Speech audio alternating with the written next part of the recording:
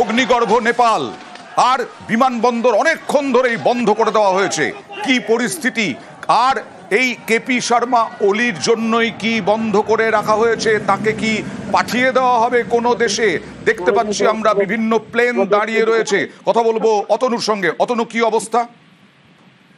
না, এখনো পর্যন্ত দেশ ছাড়ার মতো কোনো পরিস্থিতি তৈরি হয়নি। তার কারণ রাষ্ট্রপতি তার এই মুহূর্তে যে আপডেট আমরা পাচ্ছি, রাষ্ট্রপতি কেপি শর্মা ওলির পদত্যাগ পত্র গ্রহণ করেছেন। এর ঠিক পরের পদ্ধতি যেটা হয় সেটা হচ্ছে এবার সব দলের নেতাদের তিনি ডাকবেন, একে বলবেন যে এই যে এরকম একটা পরিস্থিতি তৈরি হয়েছে দেশে, তাহলে এই পরিস্থিতিতে কি করণীয়। তখন যদি সব দল সম্মত হয় যে আপাতত রাষ্ট্রপতি শাসন হোক এবং একটা নির্বাচনের মতো পরিস্থিতি তৈরি করা হোক, ততদিন পর্যন্ত তারা অপেক্ষা করবে, তাহলে সেই পদ্ধতি মেনেই এগোনো হবে।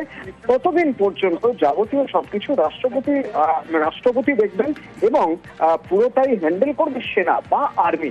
সেরকম একটা পরিস্থিতি তৈরি হয়েছে। সেক্ষেত্রে যদি তখন এই কেপি শর্মা ওলির উপর কোন রকম কোনো আঁচ পড়ে, তাহলে তার দায় বর্তাবে সেনার উপরে।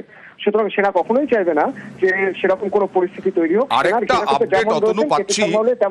আরেকটা অতনু আপডেট পাচ্ছি, সেটা হচ্ছে কিছুক্ষণ আগে আমরা বলছিলাম না যে রাষ্ট্রীয় স্বতন্ত্র পার্টি 21 জন সাংসদ পদত্যাগ করেছেন এবং তারা চেয়েছিলেন কেপি শর্মা ওলি তিনি পদত্যাগ করুন, নতুন করে নির্বাচন হোক। সেই রাষ্ট্রীয় স্বতন্ত্র পার্টির প্রেসিডেন্ট এবং ফরমার ডেপুটি প্রাইম মিনিস্টার রবি লামিছানেকে জেল থেকে মুক্ত করা হয়েছে। সেই বাংলাদেশের মতো অবস্থায় সেই এক পরিস্থিতি, এবং এখানে পরিস্থিতিটা একটা জায়গায় একটু ডিফারেন্ট। সেটা হলো যে এই যে পার্টিটা এরা সরকার পক্ষের সঙ্গে ছিল, কিন্তু সরকার পক্ষের সঙ্গে থাকার পরেও এদের দলের দুজন নেতাকে করাপশন চার্জে ঢুকিয়ে দেওয়া হয়েছিল জেলে। এবং প্রত্যক্ষভাবে যে পিছনে রাজনৈতিক মদত রয়েছে তা আরো একবার প্রমাণ হয়ে গেল যখন এই বিক্ষোভকারীরা জেল থেকে এদের ছাড়িয়ে নিয়ে এলেন। আমরা গতকাল থেকেই বারবার আলোচনায় এই প্রসঙ্গই আসছিল যে শুধুমাত্র জেন জি নয়, এর পিছনে প্রত্যক্ষ রাজনৈতিক মদত রয়েছে, যার জন্যই এই গণ অভ্যুত্থান বা গণ আন্দোলনের মধ্যে চলে গিয়েছে বিষয়টা। এবার আরো স্পষ্ট হয়ে যাচ্ছে যে এখানে রাজনৈতিক ইন্ধন ছিল, আর রাজনৈতিক কারণেই এই সরকার বদলানোর মতো একটা পরিস্থিতি তৈরি করা হলো। তার পিছনে কোন কোন রাজনৈতিক দল রয়েছে কিছুটা স্পষ্ট হয়েছে, তোমার কথাতেই স্পষ্ট ছিল, আরো কিছুটা হয়তো যত সময় যাবে স্পষ্ট হয়ে যাবে। অতনু, কাঠমান্ডু বিমানবন্দরের আপডেট কি? কাঠমান্ডু বিমানবন্দর পুরোপুরি বন্ধ করে দেওয়া হয়েছে। কোন রকম কোনো বিমান নেপাল থেকে অন্য কোনো দেশে যাবে না এবং অন্য কোনো দেশ থেকে নেপালে আসবে না। আমাদের ইন্ডিগোর তরফেও একটা অ্যাডভাইজারি দেওয়া হয়েছে যে যতক্ষণ না পর্যন্ত কাঠমান্ডু বিমানবন্দর খোলা হচ্ছে ততক্ষণ নেপাল থেকে কোনো রকম কোনো ফ্লাইট, না তো ইন্ডিগোর এখানে আসছে না এখান থেকে কোনো ফ্লাইট নেপালে যাবে। এবার প্রসঙ্গ হলো যে যারা আটকে পড়েছেন, পর্যটকরা ব্যবসার কাজে যারা যারা গিয়েছিলেন, যারা আটকে পড়েছেন, তারা যাতে ঠিকঠাক থাকেন, তাদের নিরাপদ এবং সুরক্ষিত রাখার দায়িত্ব পুরোপুরি সেনা। এই মুহূর্তে যারা যারা রয়েছেন তাদের দায়িত্ব পুরোপুরি সেনা, এবং সেই কাজই সেনা করছে। কারণ এখানে নতুন করে যদি আবার বিদেশিরা যান তাহলে সেনার উপর দায়িত্ব আরো বেড়ে যাবে, সেই জন্য আগে থেকে কাঠমান্ডু বিমানবন্দর বন্ধ করে দেওয়া হয়েছে। তবে সেনা চাইছে যত তাড়াতাড়ি সম্ভব বিদেশি যারা রয়েছে তাদের নেপাল থেকে বার করে দেওয়া, যাতে অন্তত তাদের কোনো রকম কোনো ক্ষতির দায় নেপালকে না নিতে হয়।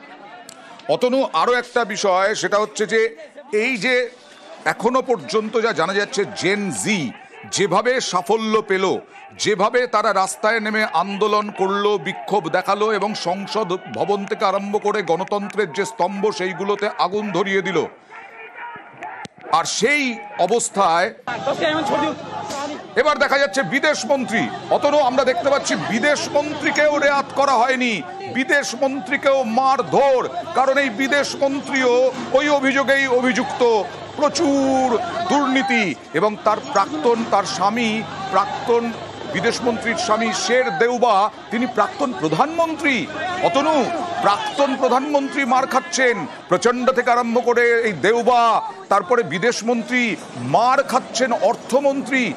অতনু, এই ছবিটা থেকে বোঝা যাচ্ছে যে গতকাল মন্ত্রিসভার বৈঠক এবং বৈঠকের পর কেন বারবার এই মন্ত্রীদের পদত্যাগের হিড়িক পড়ে গিয়েছিল। কারণ তারা বুঝতে পারছিলেন যতক্ষণ এই সরকারের অংশ হিসেবে তারা থাকবেন ততক্ষণ পর্যন্ত তাদেরও দাগিয়ে দেওয়া হবে অভিযুক্ত বলে, আসামি বলে তাদেরও দাগিয়ে দেওয়া হবে। এতদিনের এই যে সরকারের নিপীড়ন, দমন পীড়ন, এই সব কিছুর অংশীদার হিসেবে তাদের দাগিয়ে দেওয়া হবে। তো দ্রুত পদত্যাগ করেও তারা ছাড় পাচ্ছেন না কেউ। যেমন গতকাল স্বরাষ্ট্রমন্ত্রী পদ থেকে সরে দাঁড়িয়েছিলেন যিনি, আজ দেখা গেল তার বাড়িতেও আগুন জ্বলছে। কিছুক্ষণ আগে আমরা দেখলাম যে ফিনান্স মিনিস্টারকে রাস্তায় লাঠি মারা হচ্ছে, দৌড়ে কুল পাচ্ছেন না বিদেশ মন্ত্রী তাকে ধরে বেধড়ক মারধর করা হচ্ছে। প্রাক্তন প্রধানমন্ত্রী অতনু রক্তাক্ত। এই পর্ব শেষ করবো, নেপালের পরিস্থিতিতে থাকবো, আর মুখ্যমন্ত্রী উত্তরবঙ্গে যাওয়ার আগে গোটা দেশই আমরা চাইছি নেপালে শান্তি ফিরে আসুক, কারণ আমাদের দেশের স্বার্থে। মুখ্যমন্ত্রীও তাই বললেন। I cannot comment about the foreign countries. Is the government of India, they can utter something. I am not.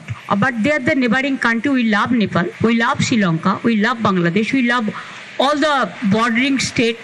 আমার রিকোয়েস্ট থাকবে, শিলিগুড়ি, কালিম্পং, আমাদের বিস্তীর্ণ অঞ্চল বর্ডার আছে, সবাইকে পিস মেনটেন করতে, যাতে কেউ কোনো প্রবলেমে জড়িয়ে না পড়ে। তারা তাদেরটা ঠিক করুক। প্রতিবেশী ভালো থাকলে, পাড়াপড়শি ভালো থাকলে আমরা সবাই ভালো থাকি। শান্তি থাক, সবাই ভালো থাক।